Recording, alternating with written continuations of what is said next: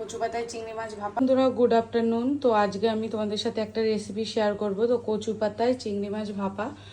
আর এখানে কচু পাতায় চিংড়ি ভাপাতে দেব হচ্ছে কাঁচা লঙ্কা আর সর্ষে পেস্ট করে দেব। দু রকম সর্ষে আছে বন্ধুরা, পেস্ট করে নিয়েছি সর্ষে আর কাঁচা লঙ্কাটা।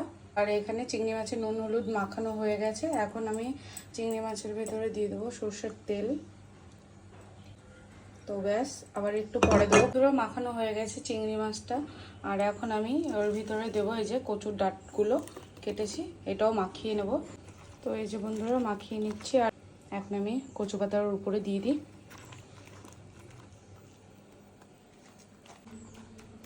বন্ধুরা কচু পাতার উপরে দিয়ে দিয়েছি। এবারে দেবো এর উপরে সর্ষের তেল, ঠিক আছে দেওয়া। এবার ভাপাটা বসাই। তো আর কিছু এর ভিতর লাগবে না, দেওয়া হয়ে গেছে যা দেওয়ার। যে বন্ধুরা টিফিন কারির ভিতরে দিয়ে দিয়েছি কচু পাতায় চিংড়িটা। এবার আমি এটা ঢাকনা দিয়ে দেবো। তো এটা আমি এখন ভাপাতে বসাবো।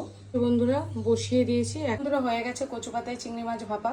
এই যে কচু পাতায় চিংড়ি মাছ ভাপা। আর উপর থেকে একটু কাঁচা সর্ষের তেল দিয়ে দিয়েছি। আর একটা কাঁচা লঙ্কা কেটে দিয়েছি, একটু ঝাঁঝ হবে, খেতে ভালো লাগবে। তো বন্ধুরা কেমন লাগলো ভিডিওটা কমেন্ট করে জানিও।